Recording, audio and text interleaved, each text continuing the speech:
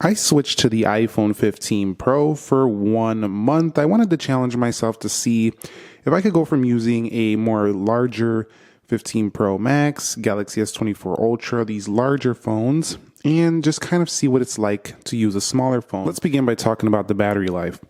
I've learned that Apple definitely improved the battery life here over the iPhone 14 Pro.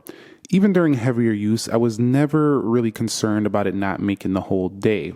However, I also noticed that using this smaller iPhone, my habits changed a little. I was on my phone less. I found myself wanting to use my iPad more, and I found myself just not really wanting to be on the screen too much as the text and everything. You can raise it up in the text size, but then you got to scroll more.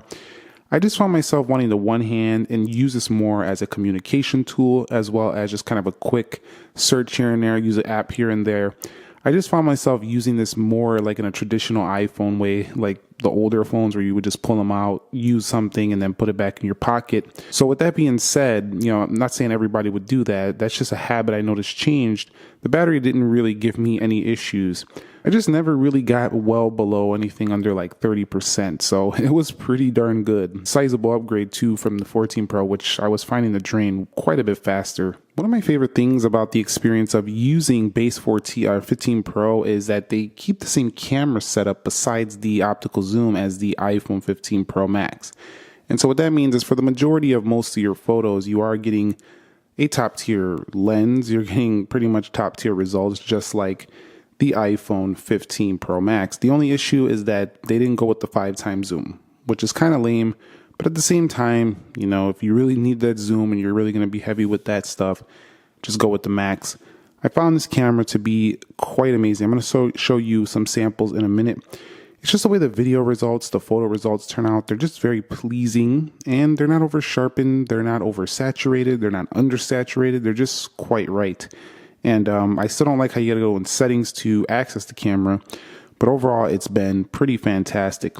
Now the front-facing camera, iPhone's not my favorite for the front-facing cameras, not in terms of the actual results, but they're pretty darn amazing if you like skin tones. They nail the skin tones. In addition to that, their video is some of the best out there. I would definitely use it for front-facing video. It's been this way, I think, ever since the iPhone 11. The iPhone 15 Pro has been a really, really strong camera experience, but I still found myself wanting a little more zoom. So I wish they would just throw the 5x zoom on the next Pro model, seriously. So switching to this 15 Pro, you'd notice the dynamic island a little more because it's on a smaller screen. It's quite useful with a lot of developers getting on board to use this area of the phone. It's useful sometimes. Some people say it looks modern because other phones don't have this. To me, it looks like a distraction. So personally, I would prefer that to be gone and this to be an all-screen display. But I'm not sure that's going to happen. At the same time, it's still useful sometimes. Did it bother me too much? Not really, because the way I use this phone wasn't really in a way where I was watching media all the time. It's just, to me, this phone is too small to watch hours and hours of video. I'd much rather watch on a bigger screen than a 6.1. A 6.1 is more of a sweet spot for everyday usage for me in portrait mode. At the end of the day, though, the display is still OLED. It's still very bright. And one of the good things is that it doesn't dim really outdoors. Like the 14 Pro would dim a lot after just a little bit of brightness. This one, not really.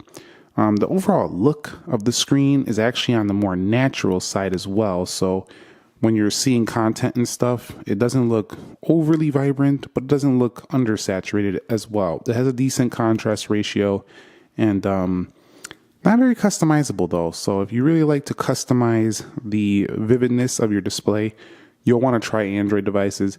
If you like to customize it to like a natural level, like even more natural toned down, you'll want to try Android devices. And I just really found myself liking how consistent my experience has been with display. It is near perfect. It just feels like I could just count on this thing every day and it just feels great in that area of promotion. So just really nice there. Now from a performance perspective, you've seen in my speed test, this thing just rocks out. It does so well in this area. It does have the A17 Pro Chip and it does have 8 gigs of RAM. So it's up from before and it's a rock solid beast in your pocket. It can play pretty much all games. it tends to get a little bit warm and they can get throttled if you're playing games for a long time. But at the same time, it's going to be an amazing experience for the performance area.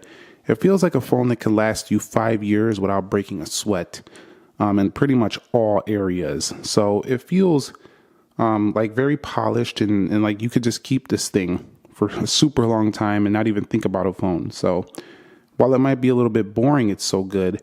It's still really kind of recommended because why not? If you're going to spend this much, you'll want a phone that you can still use several years down the line. And this one is no exception. It's been solid in performance. One thing I'm pretty happy with is the phone call quality on these phones now with the reception has been far improved over prior years.